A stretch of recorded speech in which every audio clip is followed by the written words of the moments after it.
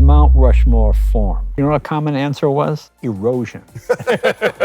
Or like Robin Williams would come in. Well, you didn't even feel like you were a comedian after Robin Right. Williams. It kind of revealed how lame you were in every possible way. I've always been a huge believer in low self-esteem. I mean, no, it's Okay, so you're out 3 people, 3 against 1. Okay, I usually lose, so. What was the big break, Judd? right now, I think. Yeah.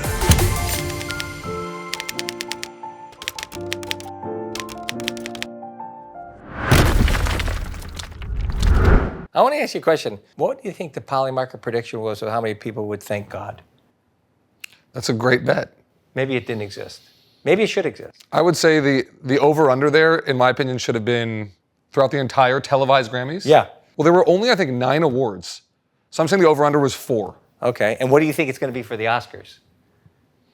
That's a godless bunch. I don't think it is, but okay. We're going to do Rushmores of Stand-Ups, and we'll go over criteria before we start. If Yeah, you know, Jay, if you'll introduce Judd, and then Judd, you'll introduce Jay, and then we can get, because you guys are the experts, we're the civilians, and we'll go from there. So a little bit of Judd background. Well, the comedy director, a comedy nerd, as the name of his book is.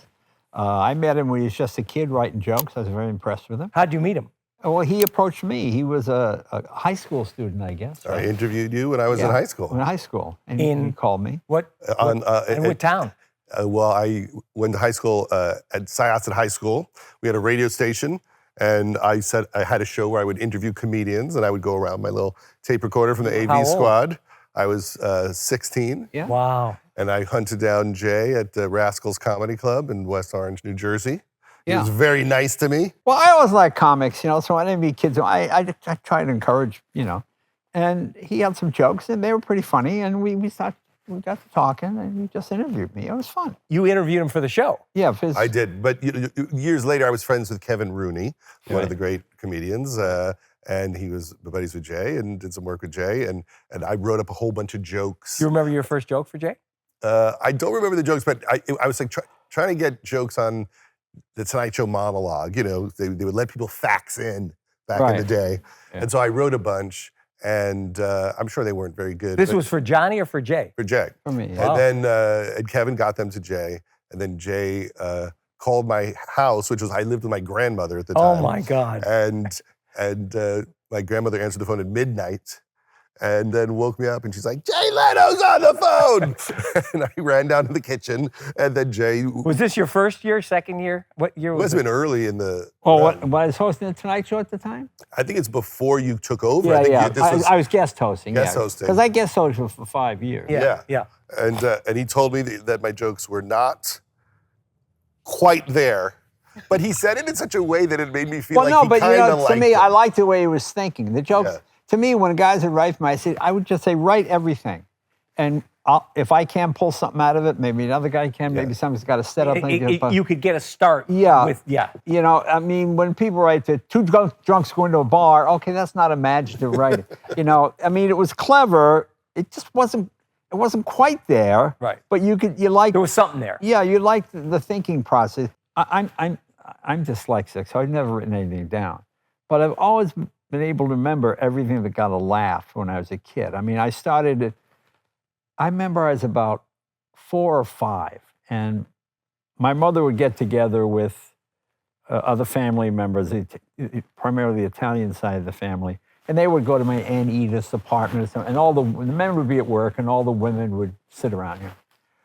So they come in, they put me on the coffee table, something like I'm doing something, you know, and then the women are all talking, you know, and I'm looking at the women, and I asked what I thought was an intelligent question. I said, why do women have humps like camels? Whoa, listen to that!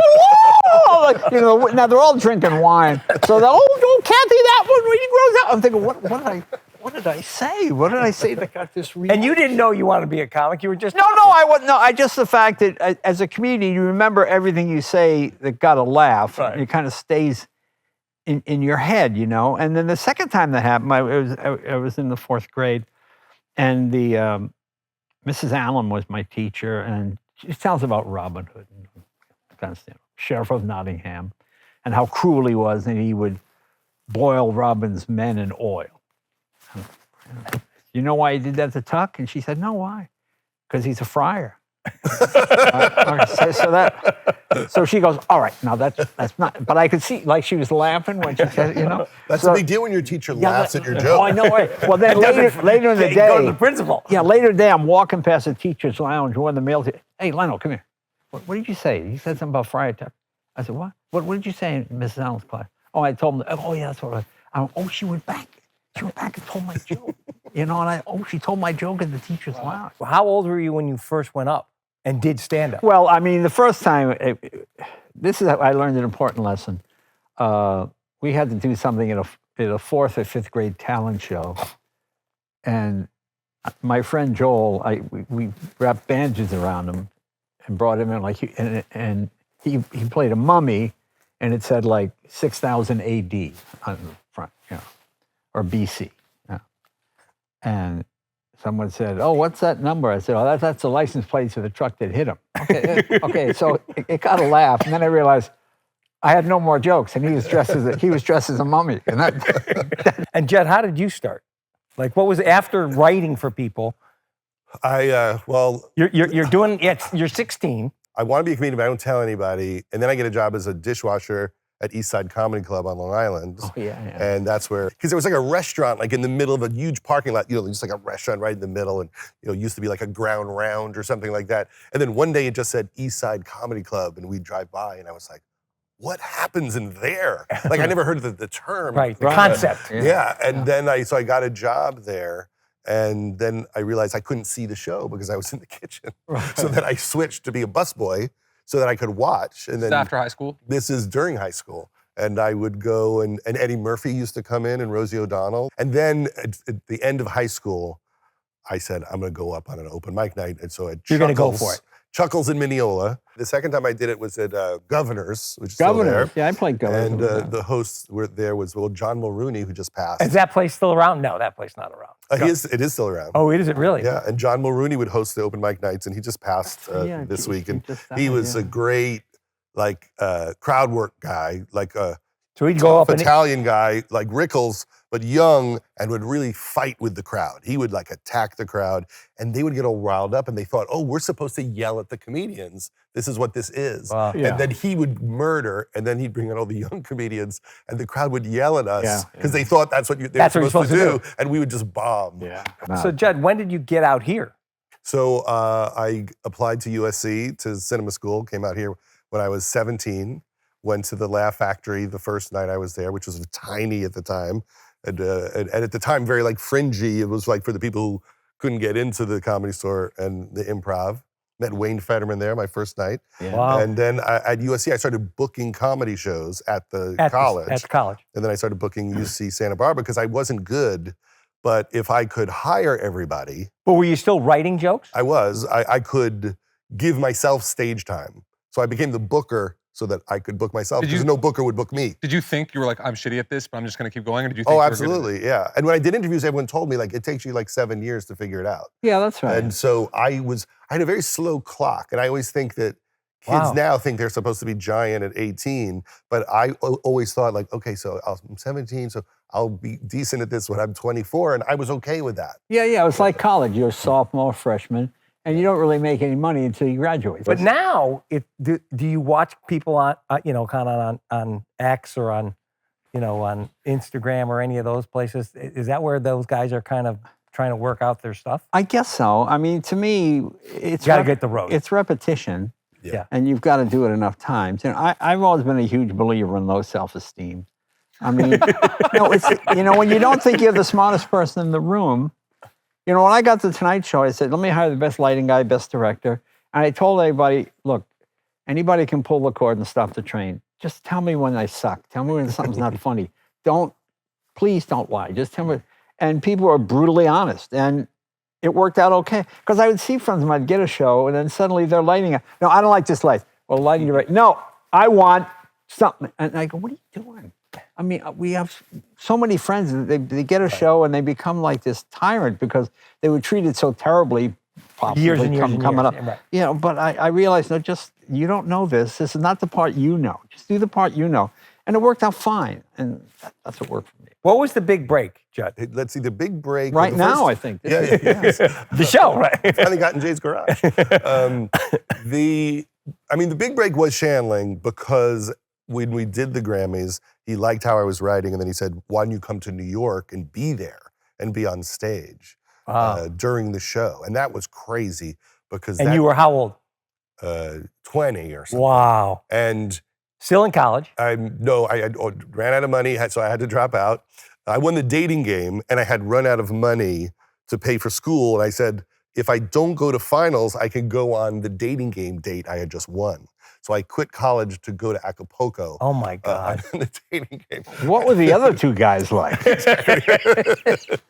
I lied on the dating game and said I had blonde hair and I was a surfer and like that. But so then Shandling just became a real mentor, and just being around him writing jokes, because he was one of the great joke writers of all time. He really was. You could really learn how to write jokes if you spent weeks sitting with him watching his process. Yeah. And then the second break was I met Ben Stiller online at Elvis Costello Unplugged taping. And we had just met. He had just moved to LA, and he mentions online that he is trying to think of a sketch show because HBO wants him to do a sketch show, maybe. And so we got lunch like the next day, thought of it, and then like 3 days later sold it. We had known each other like zero. And then Was this the one with Bob Odenkirk? Yeah, with I Bob remember Odenkirk putting and Bob Andy into that show. Yeah, and Janine. Yeah. And Janine? And then they sold it to Fox. So now this little thing. HBO, now in-house, whatever it was called. Yeah. HIP. And Lowell Mates, I always remember the executives. Yeah. Was David Nevins over there? But no, that was Fox. Yeah.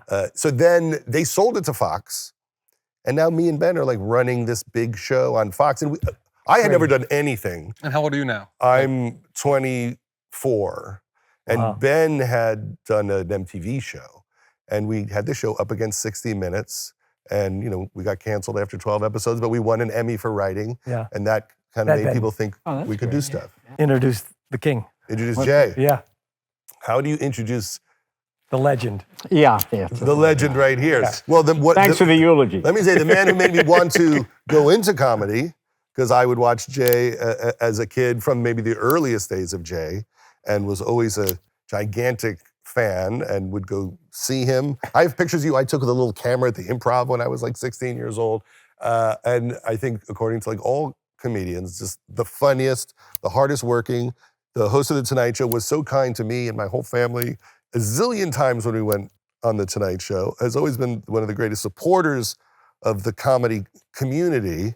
I remember you called me after one of my movies and you said, this movie was great. This movie was so good. And please notice, I don't usually call. I really mean it on this one. And he's a legend. No one's been as funny for as long as Jay. I guess he likes cars, but I like cars. Yeah. That's another part of it. All right, so now what we do is everybody says they're four on Rushmore, right? And then we collectively have to come up with four. Well, first we should establish criteria. Yeah, and then we have to establish the criteria of what. Rushmore was a question we used to do on The Tonight Show, on that Man in the Street. How was Mount Rushmore formed? You know what not the most common, you know what a common answer was? What? Erosion. That was a real, more than one people said. Like, not only did the Wind and Rain pick four presidents, it picked four of our greatest presidents. It knew to put Lincoln on this side. All right, criteria. Do you guys have criteria for? What do you think? Should they all be dead? I was thinking maybe they should all be the dead ones. Well, no, I can only go by what influenced me. I like comedians that have mass appeal. The idea that I only do colleges, I only do political humor, I only do this. To me, if you're a comedian, you should be able to make everybody laugh. I mean, it should be. You're a four-quadrant comedian. Yeah, I mean, you should at least play all the other gigs. Second of all, naturally funny without a gimmick. By that, no catchphrase. I remember I had a couple of jokes once that used to end with "Who knew?" and someone said, "Oh, you keep that." No, I'm going to stop that because I don't want to have people yelling that out. Who knew? Guy. Yeah. So I don't want to be the who knew guy. So I quickly got rid. So you should be funny, and you should dress normally. Carson, Jack I love Benny. this criteria. I never got Milton Berle with the big flower and the squirt of Minnie water. Pearl. Yeah. I like comedians that look like normal men and women, but were funny. That's another one. Now, did they, for your perspective, did they have to write all their stuff? You don't care if somebody else wrote some of the jokes. I watch Nikki Glaser. I don't care that she had writers. She worked hard. She was really funny. She was the best Golden Globe host in years because she worked on the material and she honed it. Where you get the material, does it really matter? Does it care what gym you worked out in to get Mr. Olympus? No, it doesn't. What you go in there with, she did the work. Okay, and to me, that's why I think she's just great. It's not my kind of, it's a little dirty for me, but the fact that if it's funny, all bets are off. I get offended when a comedian is dirty or obscene. It's not even funny. Right. You write all your stuff in the 200 gigs you do a year? For the most part, when I think of something funny, it's funny to work it out. In the Tonight Show, you tell new jokes in the same place every night. When you go on the road, you tell the same joke. You tell the same joke in different places. Yeah, and you can hone it. I'm working on a piece now about when you get older, everything in your life gets diminished either by time or technology, Like Lindbergh. Lindbergh flew New York to Paris at age 25, one of the most famous man in the world, flying New York to Paris. 47 years later, he's sitting at Mission Control watching Neil Armstrong land on the moon next to the Mission Control guy. And you guys going, so I got to land on the moon in about 7 minutes. What? I flew New York to Paris. Yeah, my wife did it last weekend. Look, Pops. Look, Pops, we're trying to land on the moon, okay? Who's this guy? Just the idea. If you start, you would start that joke on the Tonight Show. And they didn't get a chance to. I already told them. They didn't get a chance to work it out properly. So it's fun to think of it. Like tonight, I'm working just here in town, and I'm going to try and expand it and get the setup and get it. The economy of words, get to the joke a little quicker. Okay, but so to me, it's finding that Judd, one what's word. your criteria? My criteria was good. I was going to list the dead ones. I think that would be a good. Okay, we can do good that. way We to can do go. that next if Yeah. you want. That kind of fucks me, but Yeah, but we'll see how it all mixes together. All right, so those are good criteria. the only additional thing I would say is when we try, as Ari said, we've done 10 episodes. The goal is that it's, of course, these are subjective categories, but that we try to do it like who deserves to be on Rushmore, not who's my Rushmore. I see. The goal is like who you think. Oh, okay. Well, it's the same thing. To some degree, yeah. I just give Michael because why isn't this person in it? Well, because All right, Jay, you got to start. You're 4 now. Okay, my 4 would be Richie. He was Richie Pryor when I knew him. Now he's Richard Pryor. Yeah. But Richie Pryor, he would go on he was getting ready to do Live at the Sunset Strip, the first filmed comedy special for theaters, not HBO. And I followed him every night because you couldn't follow Richie. Yeah. And I realized I didn't have an hour worth of material. I had maybe 18 minutes. But then I just realized throw out everything that doesn't get a laugh. Just throw it out. And don't. So many people get married. This joke Wasn't that nerve-wracking having to follow him? Well, you find out if you're any good or not. Yeah. I mean, how many guys you meet? Oh, it worked at the turn of the century in Denver. Yeah, that was 12 years ago, Bob. Nixon's not president anymore. Okay? You can't do. I'm not a crook. Or maybe you feel safer because everybody bombed after Pryor. I mean, that's how. Comics are inherently pretty lazy. You just like water going downhill. You just go to the place where. Oh, I like this place. They get better laughs there. I saw that in Boston. Comedians start in Boston. And they'd have a Boston act. They'd have 20 minutes on the Citgo sign and Mayor White. And then they go to Hartford, Connecticut, and people going, what are you talking about? I mean, they don't know what you're talking about. Right. So to me, once I got good in Boston, I said, or at least adequate, I got to get out of here. I got to go someplace else. Because now you're just getting, comics get comfortable real quick. Yeah. Mitzi was great. She did a lot for comics, but she also coddled a lot of guys. She gave them a home. And they go there and they drink and they just work there because it was easy. It's easier, and they would have 10 minutes on the window, and the Hard Rock across the. They had a comedy store acts like guys who play a room in Vegas. They got 20 minutes on the grill in the whatever it is, and that's why you just have to once you get well known, just get out. But it was crazy. I think back then, I don't think it's the same way now, where if you went into the Improv or the Comedy Store and you were a comedian, you would have to follow people that would so annihilate that the room could not recover. Right. And I haven't noticed that lately. Like I don't know if it's the audience is used to it, Right. but back then I remember, you'd People be would at the destroy, Improv. and then Yeah, like I would be at the Improv and then suddenly Jay's on, and then you're like, okay, you're on after Jay, and you're like, fuck. or like Robin Williams would come in. I mean, and you just walking off the street. well, you didn't even feel like you were a comedian after Robin Right, Williams. yeah, You were yeah. like, oh, it kind of revealed how lame you were in every possible way. All right, so Richard Pryor. To Robert Klein. Because you have to understand, prior to Robert Klein, most comedians were men in their 30s or 40s that grew up during the Depression. And the kids today with these hippies with the long hair, that was all that kind of stuff. Suddenly, here was Robert Klein, middle-class guy, talking about things I would talk about with my friends. Because I couldn't do Depression-era stuff or make fun of the music today because that was my generation, So, yeah, he was... What was one of his great jokes? Do you remember? Like that? Yeah, he had a great turn of... I remember he told a story about a man who had been in Ripley's Believe It or Not. He was in a horrible accident where a metal rod went through his head, it came out the other side of his head, and he lived.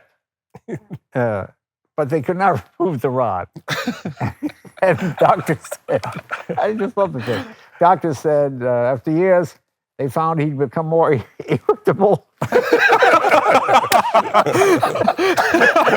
I just love it. Just the idea.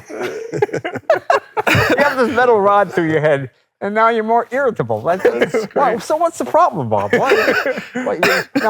he kind of reinvent the form a little bit? He did. He really did. Now, he was really terrific because, again, there was no gimmick involved with him. He wasn't... Just telling great little stories. Next would be Bob Newhart.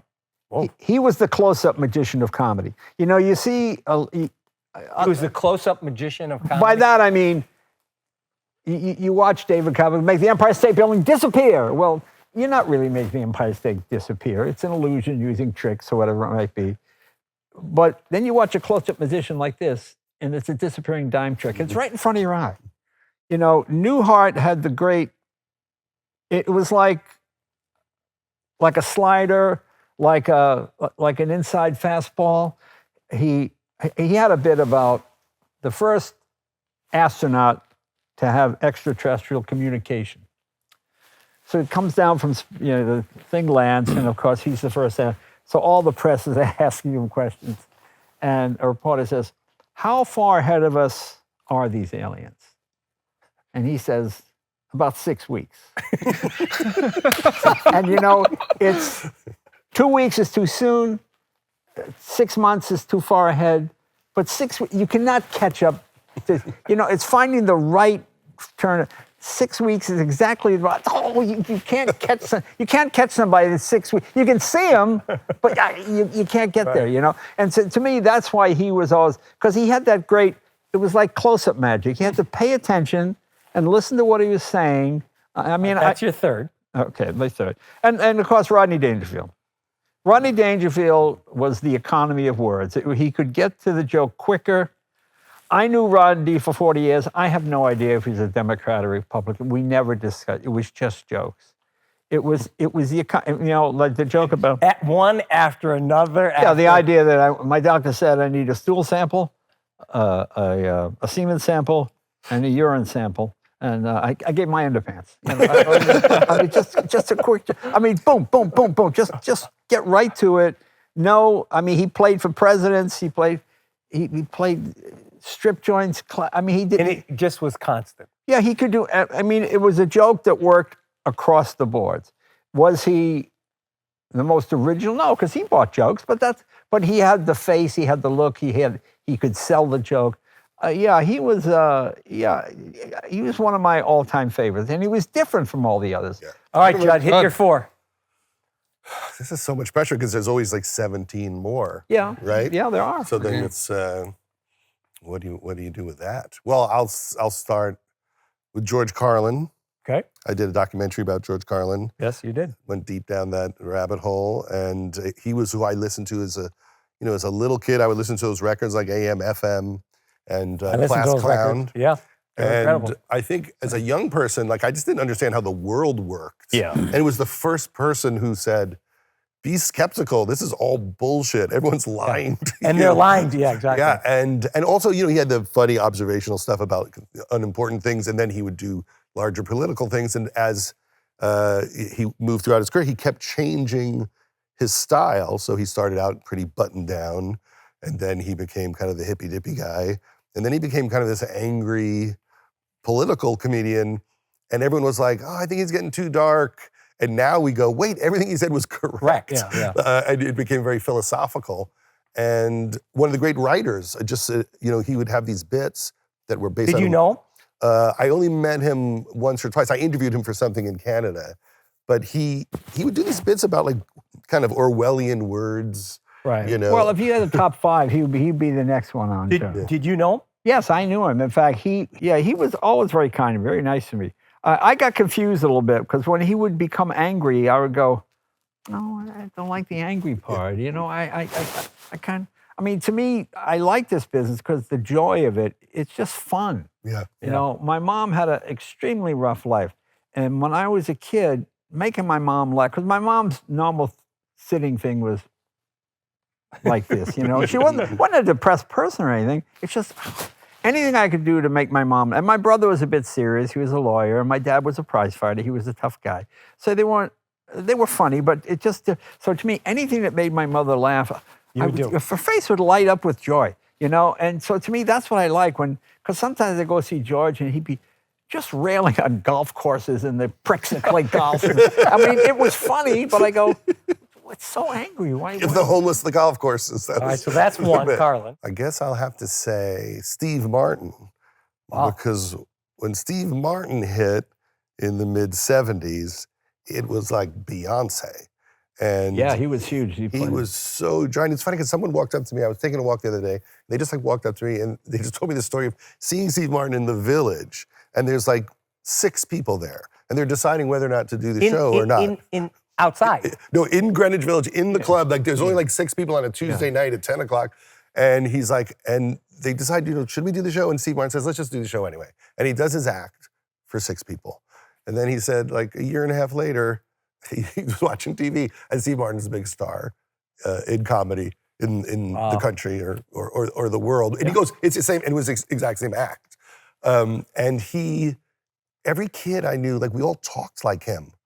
For like 3 years, we were all like, hey, how are you? And we didn't even know what this accent was. Now I realize from the documentary, he was, you know, it was basically a magician's voice. Right. And that's what really is so funny about it. But when I think about people who really made me laugh hard, where I would listen to the records 1,000 times, like with the family driving up for 14 hours, or you would just run the Let's Get Small record, he was the one that made us all so happy. Yeah.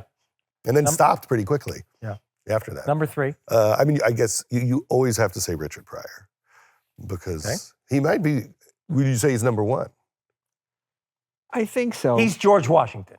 We tend to, in these episodes, there's one of the 4 for all of these things. You know, I always say that you could get to 3, the 4th is the hardest. In this situation, we're all over. We can maybe get to 1. Yeah, well, I don't know if we're going to get to 1. Pryor was authentic. You know, he grew up in a whorehouse in Peoria, Illinois. I think confused, tough life, just a bit scattered. But he had the funny voice. He had the funny look.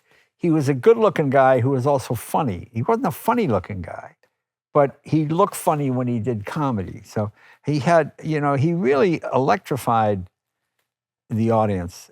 And when he's on a roll, it couldn't stop him. Yeah, and it was so real. I mean, he had like a lot of ghetto life kind of experiences, but not in a put-down way, and not that we were so poor. Just he was telling a story. Just telling a story. Yeah. He just happened to be in this environment, as opposed to using the environment as the basis of the story, you know?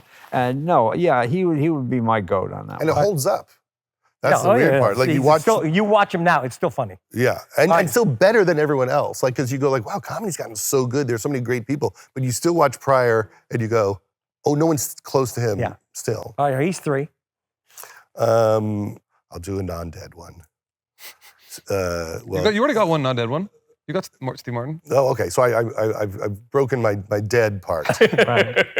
But I'll say a comedian who's working now, who I just did a documentary about because I just think she's amazing, is this woman who made her debut with Jay, named Maria Bamford. Oh yeah, she's Oh, good. wow. Very And good. Maria was one of the first people to really like talk about all these like mental health struggles and Right. in a very raw, imaginative way, doing all these voices. And she is just one of the most inventive people I've ever Wow. seen.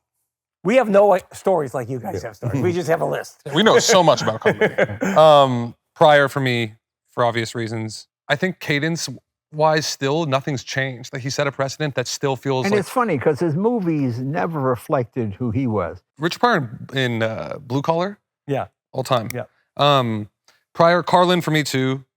Just I found out about Carlin. I was born in 1990. Like the Carlin that I fell in love with was the angry Carlin. Yeah. I was a kid, but I've gone back and watched clips, and there's just like little Carlin jokes too, outside of whatever the 7-word, like just little things. There's a joke that I saw one time of him being like, if you think there's a solution, you're part of the problem, which I just think is the fucking funniest thing ever. Right, right. And also, to me, and this kind of transcends cultural vertical when we do these episodes, is oftentimes the people that make these lists aligned with some medium change or they were really good at their job and something was happening in the world at the same time. Yeah. And I think for Carlin, that was right. He started as this, Judd, you just said it, he started up as this kind of buttoned up guy, and then Vietnam happened and the hippie generation happened, and then he bang. embodied this. Also kind of just poet, such a nice cadence on, both Pryor and Carlin, just such a nice cadence on stage. Third, you're gonna kill me, Chappelle. For me, there's just no question. I'm sorry. I think it was a big question. There just isn't a question. For my generation, it's the way I think you guys felt about Steve Martin. I mean, the great thing about Chappelle, good comic, because I used to use him as a correspondent on The Tonight Show. But he's a great orator. I mean, I enjoy hearing him talk. When he talks on a subject, he has authority, and it's really interesting. And if it happens to be funny too, that's good. But so I put him on a different, He's like a storyteller. almost different level. Yeah, Because when you watch Chris Rock, it's bang, bang, bang, bang, bang. Totally. You know, if it was Chris and Dave, if you're counting laughs, you probably would have to go with Chris. If you're counting thought-provoking, David. So I mean, that's why this is so hard. It's so subjective. Totally. Like if you're talking about just a joke writer, it's Don, or it's Rodney, or it's It needs Jerry, to be 16. or Woody Allen, or If it was 16, No, we're going to get to 4. it needs to be 25. Right. The erosion that led to 25 Who's your heads. 4th? Again, I just have to say, I always represent. I'm Youth. I represent the youth. For me, it's Louis. I just think Louis is funny. well, beyond that, the plight of the suburban dad is this role that this archetype that didn't really exist prior to him. That even as a kid, in the Louis specials, 2004, 2005, 2008. He was funny. Like as a 15-year-old, I'm not even that guy, but I know it's my friend's dad that he's being, and I'm like him, that Y joke, or I'm just. I think he's terrific. He's just terrific. the funniest. Yeah, he's funny. Very good. I think those guys, the medium to me here, it's not a medium change, but it's like they represent something generational in the same way, Michael Jackson, genius, but also the CD was made in 82 and Thriller came out in 87. There's something there. You know what's interesting? I like the era when you could walk up to the line but not cross it. It gets to the point where, because Louis would do bits where I go, oh my God. Yeah. No line. When he would talk about the Cinnabon at the airport and all that. I mean, to me, there's nothing fun. To me, comedy comes from conservatism. You cross the line, I like the early Louis. I mean, I still like him and I get it. But when people start thinking, the raunch, it gets a little. The play is the tension there. Yeah. To me, that's why the tension is what makes it funny to me. That's why there's this comedian right now. I mean, he's blown up, Nate Bargatze, who Nate's very good, hilarious, and kind of exactly what you're saying. There's nothing lewd about the act. Right. It's just fucking funny. Yeah, really good. Your turn, Rory. I have Carlin and I have Pryor. Pryor, which I love because I think it was 75 or 76 when he does SNL. With Chevy Chase interview on the job interview. Yeah. You guys remember that? The word association sketch. Word associations. And at the end, Chevy says the N-word, and he goes, dead. I mean, that he was singing before. He was trying to be Cosby, and then he kind of said, I got to tell my stories. And that just launched him. And both of them, and Carlin, when he did Here's the 7 Words You Can't Say, you still remember it. Yeah. So those two for me are definitely on. Then I have a list. Now I know I'm gonna break because I always say you can't do this. So one of the funniest jokes I've ever heard, and he didn't do stand-up for a long time, that's why he can't make the list, but when Woody Allen did the joke about getting kicked out of school because he looked at, when he was doing the test, and he looked at the soul of the guy next to him. I mean, I just lost it. That was the funniest Those joke. records were gigantic. Gigantic. Yeah. The Moose routine. So funny, but it was this long. Yeah. I mean, so, but that joke, I mean, I still remember that joke. That joke was so funny. No, we're not talking about Woody and Cosby.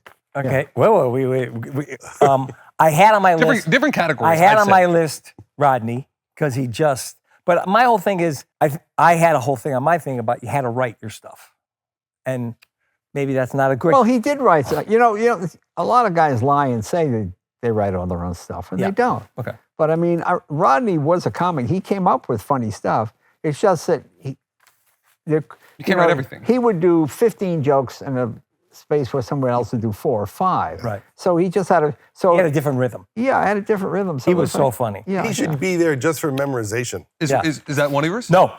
So I'm going between two people. Okay. Okay. It's between Jackie Mason, when he did this, I think it was the Smothers Brothers, he did 8.5 minutes. Well, he's funny. Oh my God, was he funny. I like this joke about 60% of the men in America cheat. The other 40% cheat in Europe. I mean, he was just, and he can just, like Rodney, he could just go. And another guy that just couldn't, just an awful human being. Was he? He had a child with a woman he lived with. And he denied that the child was his, and just awful. He was an awful. I didn't know that. Oh, just not a. When the Comedy Store strike, he drives by and says, "You guys are on strike. I'm going to start a comedy club, and you're going to work for me, and you'll be free, and you get paid, and you get this, you get that, you get the food, you get everything you want." So 3-4 months go by, and I see him at Cantor's, and I go up and oh, Jackie, hey, thanks. And what comedy? What are you talking about? What are you talking about? Get out of here. I'm not hiding a bunch of things. I thought he was goofing on me. No, he was serious. It was like, God, I didn't know he was a bad guy. Huh? He was so funny. He was funny. Why did he give him the finger? What was the But there are a lot legend of guys that that were funny that weren't good guys. Sam Kinison. Nobody funnier. Who was the guy that was always yelling at his son on Howard Stern? Was that Jackie? You're going to make me change my pick here. Jack Cooper. Wait, is Jackie on No. Cooper? So What's it's his name? between. Pat Cooper. Pat Cooper, yeah. It's between. My third is between him and Jerry Seinfeld. Seinfeld does not get enough credit. He tells the greatest observational story. Great observation stories, works hard at it, Oh my writes God, his own and works material. all the time. Yeah, and All right, I'm going to change Mike because he was a bad guy. I'm going to change. I'm going to go with Seinfeld. yeah. Okay, I'm just, you influenced me. Well, that's what I mean. Good guy. And again, I always give, people can be clean and funny, funnier to me than people can. Well, not funnier, it's just more professional because they're reaching more of an audience. The number of comedy clubs that close because they open for a week and they have all these comics and they're filthy, and people will come back. They go, "Oh, we loved it, but don't bring your wife there. Don't bring your sister or your daughter." To me, if you can get everybody to laugh, that's half the battle. And my fourth is Cosby. You could say whatever you want to say about Cosby.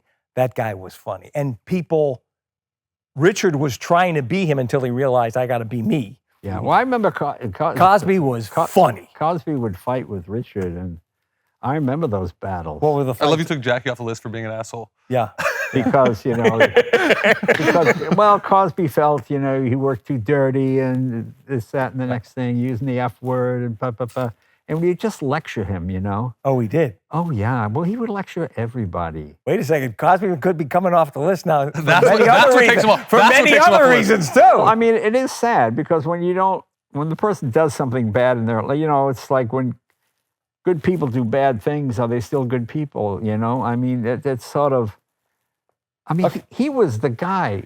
Forever. Then at age 78, you drop the ball. He he's 10 minutes from the finish line. You're 78. Your career is not over, but it's, and then the whole thing goes down the tubes. Yeah. Yeah, it's really sad. Yeah, but on Mount Rushmore, a lot of people had slaves. Well, that's true, yeah. Okay. Yeah. So who did you decide on? I'm still going with Cosby. Okay. I saw Cosby at Hofstra when I was 10 in like 1978. And it was the biggest laughs I ever heard. And people literally like screaming and rolling down the aisles like it was almost like the Blues Brothers movie or I something. mean, that guy told some incredible. yeah, Those albums were unbelievable. And he was a great guy. I worked with him. I opened for him a number of times. Yeah. You know, I was supposed to open for Neil Sedaka. Neil Sedaka got sick. They brought Cosby, and I figured that's the end of it. And Cosby, bring Leno, have Leno open for us. Yeah, that'd be great. And he was great to me. I enjoy, and I was heartbroken when all this happened because, you know, Who knew? I had to stop booking him on the Tonight Show because Right, of course. he would be rude to the, you know. Well, he would talent hit bookers. on everybody. I heard that Yeah. at the Tonight Show, they would warn everybody. Wow. He would Oh go my there, God. like they would make sure it was all the male PAs. And Yeah. Not a great sign. No. No. All right, so we have to pick 4. We need a final 4. Pryor is on every one of our lists. Carlin's on 2. Carlin, so too. Carlin is on 3. All right, so And Pryor, Rodney. Carlin. Rodney also, right? Rodney is only on 1 list. Oh, only on mine. Pryor. I love Rodney. I'm fine. I love that pick because he's on my list, and to get to, as you say, Judd, 4 is so hard, and you can't stop laughing at all of his. I saw Carlin, Dangerfield at Westbury Music Fair, like 83 or something. I don't know if he was on Coke or what it was. Coke. He was Was talking. he a Coke guy? Huh? Was he a Coke guy? Carlin? Carlin. King Coke guy. No, not Carlin. Dangerfield. Rodney did Rodney. everything. He was Crazy. talking so fast and murdering so hard that every time you laughed, you definitely missed 2 jokes. Oh. Like it was like almost comical, but it was as funny as I've ever seen anyone in an hour. And he just was like He just kept on going and going and train. going. Just- I'll yeah. take Was he a nice guy? Who's that? Rodney. Rodney. Rodney. Yeah, I like Rodney. Yeah, he was a nice guy. I had him on the Tonight Show. And he was like 81. And he was a little off his game. You know, the hand would be off to the side when he tight. You know, as a comic, I could see he was off. I don't think the audience knew. So I said to my producer, Debbie, while he was doing the stand-up, I think Rodney's having a stroke. Just call paramedics. Really? I said, yeah.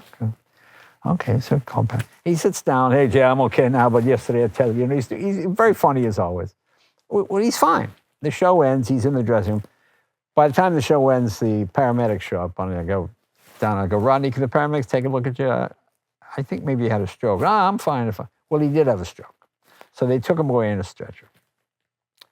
And a couple weeks later, I get a call from Joan, his wife, who's great. And she said, Jay, Rodney's going to call me. You got to come. Okay. So I got Rodney's lying like this with his eyes wide open. And she says, the doctor says he can hear us, but he can't respond. So we're telling him how much we love him and how great he was to all this comics coming up and everything. So she says to me, Jay, put your finger in Rodney's hand. Rodney, if you know it's Jay, try and squeeze his finger. So you feel just a slight Move. And I go, Rodney, that's not my finger. And Rodney goes like this. He moved. And Joe goes, he moved his shoulder. And he passed away right after that. Wow. Not that day, but, but just to get a laugh out of Rodney was like the greatest thing, just to make Rodney laugh. Because if you get Rodney to laugh, that was the big thing. All right, so are we okay with Rodney being the 3rd? Yeah. I am. Oh, yeah. Okay. Yeah, that's fine with me. Okay. Okay, He was so on your list. Okay, So Jay has Bob Newhart and Robert Klein. Judd has Steve Martin and Maria Bamford. You have Seinfeld and Cosby, and I have Chappelle and Louis. I don't know how you don't go with Jerry. Oh, Jerry Seinfeld too. Well, yeah, Jerry too. Again, my thing is it's not fair until you see the whole body of work. Go look at Cosby. You take it right to the end. It's a whole career. It's a career to be on Mount Rushmore. It's not to be on it. Right. I think your thing is correct before you die. Well, I had on my list, but I didn't bring him up because he did tell one of the funniest jokes about reality and is Bernie Mac when he said about reality and Bernie Mac was great. and So funny. and was it perception about he goes to his son. I'll explain the difference. Go talk to your mother. Would she fuck the mailman? He comes down 10 minutes later. He goes, I'd fuck the mailman. I'd fuck the milkman. I'd fuck all of them for $250,000. He says, ask your sister, would she fuck the neighbor? I'd fuck the people on this block. I'd fuck the people on that block. I'd fuck all the people. And he goes, well, you know, kind of hypothetically, because with hypothetical reality, we have $500,000. In reality, we're living with 2 hookers. I mean, I just lost one of the funniest. And as he tells it, you know, it's just incredible. He was funny. Yeah, he had the best bit about, remember the Holloway girl the girl that disappeared, the blonde girl in Bermuda? Yeah. Okay. And look for the black, for a white girl, it's people, for the black guy in the beach, I don't see nothing there. just goes down, does this. But Jerry's still going. He's in his, what is he, he's in his 70s? How much more does Jerry need to do to get on this? Jerry is. Well, no, but you're on Mount Rushmore after you're dead. Yours is completely correct. It should be a complete body of work. It's a bit like that. Who's that famous?